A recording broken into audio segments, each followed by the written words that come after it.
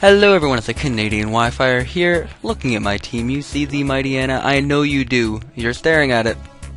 Ever since a couple of weeks ago when I went and did the Showdown live with Mightyena, and it was just a random team I made. Like, during the wee hours of the morning one day, I'm like, let's use a Mightyena, and let's give it a really weird spread.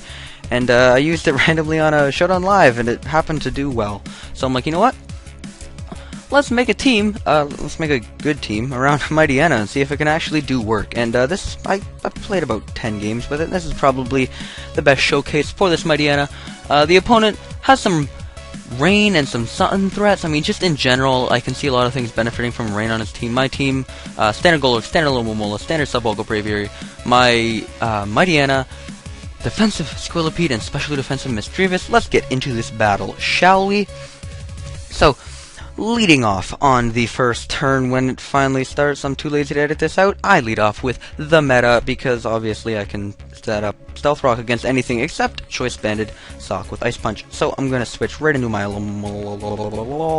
because it can pretty much take any physical hit ever. And unfortunately, he pulls off the Synchronized Gardevoir on turn 2, predicting the Toxic. So that is a beautiful play by him as it forces me to go right into my dog. And don't have Pursuit, I'm just gonna go for the Super Fang, got off a solid 50%. Look at the max damage roll on that hit too. Whatever, man. I switch into a Lomomola because the Relicanth is a physical attacker, and obviously a Lomomola physical attacker is kind of how I knew works. Anyway, I go for the Waterfall because I'm in the rain and I have attack EVs and it still does a decent amount of Little Colo, despite it being 4 times resisted. Braviary, Canada, more specifically. Not only is it an incredibly game-winning Pokemon, like I win the game, haha, you lose, it is also a very, very good special wall. It can take 2 hits from Ludicolo and kill it off with a Brave Bird. Income Sock, predicting close combat. I'm just going to switch right out into my Squillipede, hoping to get the Poison Point. Do I get the Poison Point? I don't get the Poison Point. But this will allow me to set up a layer of Spike on his side of the field. As the rain peters out, I know the Overheat is pretty obvious. So I'm going to go out to my specially defensive Mischievous. It does nothing. It literally, look how little that does. It does nothing, people. Mischievous. Whether you're running physically defensive or specially defensive, it's a pretty decent Pokemon. You should probably try sometime in NU, especially with Taunt. Taunt over Heal Bell. Just makes the Mischievous, if you know what I mean. Anyway, I switch out to Braviary, thinking I could live a hit, maybe recover up, but no. I mean, roost up, but I can't. I'm going to use this opportunity to set up my Stealth Rock, because the meta game does not mess around. The meta is here to stay.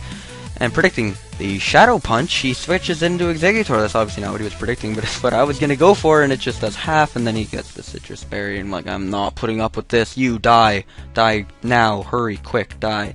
And he goes for Leech Seed. I'm not really too upset about that in the slightest because he can't sub at this point, and because he's too low, and all he can really do is protect to go for the Citrus Berry, or yeah, protect to get the Citrus Berry, and I'm just gonna taunt him to prevent him from doing any of that shenanigans. Now I just go for the Crunch. In comes Gardevoir. Gardevoir dies to the Crunch, and in comes Sock. And as much as I really want to go for the Sucker Punch with the Dread Plate, I don't think I can kill a +1, so I'm gonna switch into a Lomomola. It's banded, ladies and gentlemen. It's banded, and you can't switch in a Lomomola on banded Sock. You can only switch in things that 4 times resisted, like defensive Squillipede. That's why such a thing exists. Anyway, I switch into Misty because I know I can take close combat because he's locked into it, and the Zebstrika just goes for the U-turn as I go for the Willow, and I miss. No!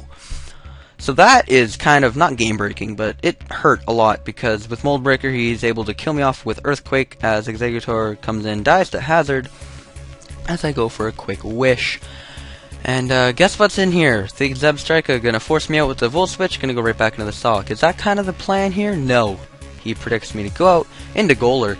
Unfortunately, Golurk is too bulky. He doesn't deal with that kind of shit, and he's just gonna live the hit and then go out into Mightyena, because I realize at this point, this will get me the +1 that I need to maybe be able to take out the Sock after Hazards, and I'm pretty sure I can take out the Sock after Hazards, and I listened to Kyo, and guess what? It actually works, and the Sock dies to Hazards, and because of that, that is just going to be the game so hard. Dog is just going to sweep everyone here with the punching of suckers, and I win, because the Canadian PO'er is obviously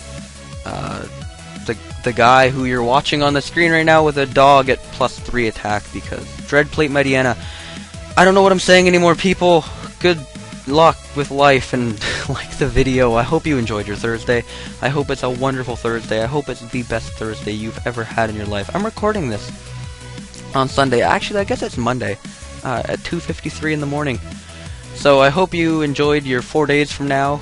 That's all I really have to say. Like this video if you enjoyed it, and I will see you guys probably on Saturday. Goodbye.